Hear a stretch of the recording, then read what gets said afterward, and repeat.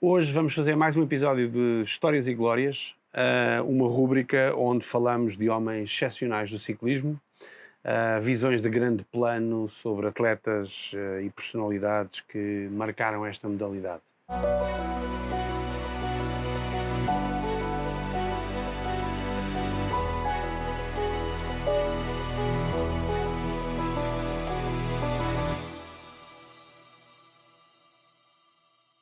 E hoje elegemos o Joop Zoetemelk, um ciclista holandês, participou em 16 tours e completou-os todos. O que é que mais realças do Zoetemelk, Américo?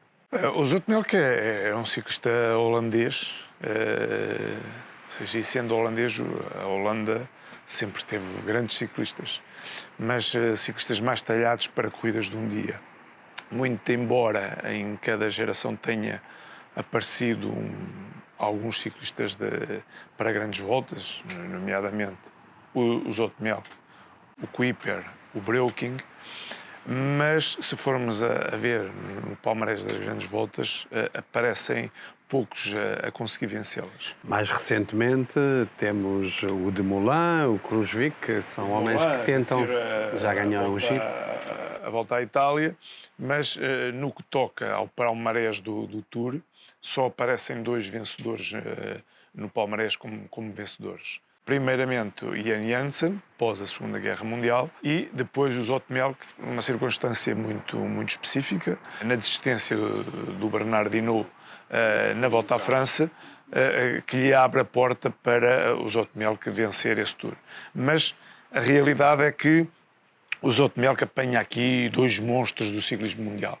Primeiramente o Eddy Merckx e depois, logo de seguida, aparece o Bernard Hinault. E eu acho que um ciclista com as características do Zoetemelk, que andava bem na montanha, andava bem nos contrarrelógios, mais ainda que faz 6 vezes no pódio do Tour, tirando o Tour de 80 que acaba por vencer, logicamente que um ciclista com esta regularidade e com estas características, normalmente, mais cedo ou mais tarde, sempre vem a ganhar uma grande volta. E daí que ele, em 79, tenha conseguido vencer a Volta à Espanha e depois, independentemente da fatalidade do Bernard Hinault, acho que o Zoetemelk acaba por vencer com muita categoria o Tour de 80. Muito embora ele próprio, ainda hoje, assume que no início do Tour não tinha essa convicção de poder vencer esse Tour de 80. Porque na antevéspera do Tour tinha corrido um campeonato nacional e outras competições onde ele sentia que não estava no seu melhor momento de forma.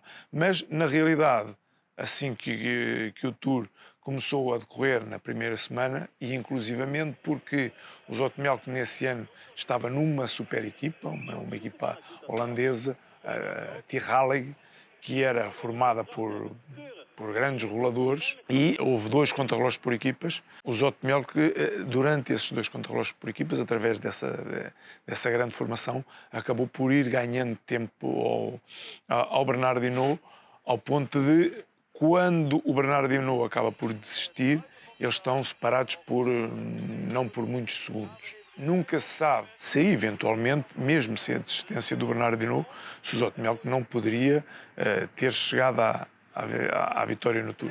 Só podemos especular. Não sentes que entre o volume de ciclistas que a Holanda produz, e ciclistas de alto nível, e depois o palmarés nas grandes voltas, há um grande gap? Era fácil imaginar que os holandeses podiam ter maior presença nas vitórias das grandes voltas, atendendo à tradição e às equipas que têm historicamente. Concordas com isso? Concordo, mas eu penso que isso se atribui muito à orografia da Holanda. É um país quase todo ele plano e, maioritariamente, os ciclistas que aparecem da Holanda são ciclistas com grande envergadura. Com algumas exceções, mas sim. Sim, mas em termos médios e com muitas qualidades e capacidades, tanto para o sprint como Para as para clássicas rolar. também. claro, para as clássicas.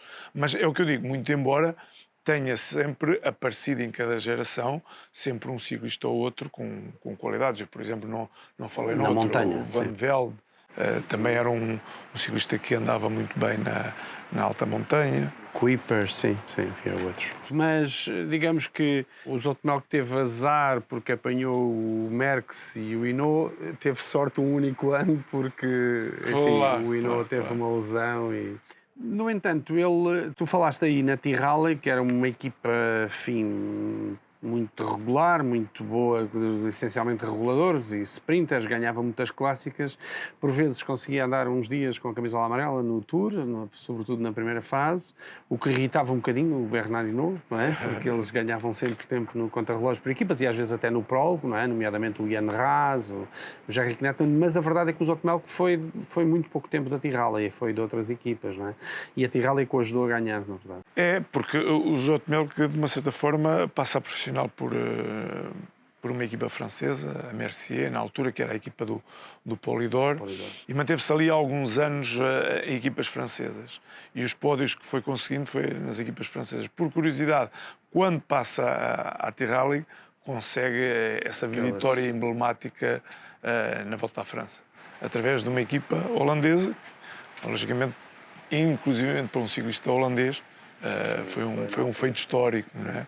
Mais ainda, passado uns anos, e já com uma idade bastante avançada, aos 39 anos, acaba por ser campeão do mundo e novamente por uma equipa holandesa, não essa Tyrrell, na altura Quantum, e talvez, eu penso que em termos históricos, terá sido o ciclista mais velho a ser campeão do mundo. Zoetemelk looking back just as they make the turn.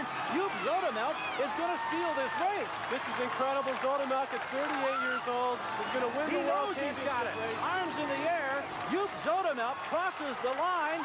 The world champion. And what a stunning surprise. Do ponto de vista tático, o Zoetemelk era um ciclista muito defensivo. Também tinha a ver com os adversários que tinha, não é? Mas não era, pronto, não ficou notório porque fez grandes ataques ou porque houve... Não era um ciclista muito atacante. Na realidade, também, perante uma carreira feita transversalmente durante a época com esses dois monstros do ciclismo mundial, que era o Merckx e o Hinault, não era fácil. Não era fácil também ter outro tipo de na montanha. Claro. Colocavam-no sempre ali como um candidato, mas um candidato propriamente ao pódio e nunca à vitória. Inclusivamente, naquele interregno entre o Merckx e o Hinault, as vitórias acabam por ele também voltar a fazer pódio, mas não a vencer. Ou seja, demonstra que ele era um pouco conservador e apontava sempre ali para o pódio. Um incrível voltista, mas pronto, não tinha muitas vitórias em etapas, não é? Não era não mesmo, arriscava muito. Não arriscava. Precisamente. Para além desse tour e do Campeonato do Mundo particularmente referes, também tinha uma época muito planeada, não é? Quer dizer, não ia a 2 voltas de 3 semanas, era raro ir fazer. A ideia que eu tinha. Não, focou-se sempre muito no Tour. Como inicialmente começou logo ali a fazer pódios na Volta à França, acaba por se focar maioritariamente no Tour. Também pode ter muito a ver com as equipas a que militou durante aqueles anos. Muito embora, como eu disse, tenha vindo a conseguir uma vitória na Volta à Espanha. Obviamente que nós somos um bocadinho suspeitos nisso, porque somos portugueses, mas a sensação que se tinha, por exemplo, era que o Agostinho, particularmente naqueles anos, enfim, que o Agostinho conseguiu os melhores lugares na Volta à França, o público excitava-se mais com o Agostinho, porque acaba por ganhar etapas e atacava do que propriamente com o Zoetemelk, apesar do Zoetemelk fazer segundo e o Agostinho terceiro no final. Claro. Tens essa noção. Claro, porque é enorme. Era muito mais, envolvia muito mais público. Precisamente. Enfim, não holandês. É óbvio que os holandeses apoiavam o Zoetemelk. Claro.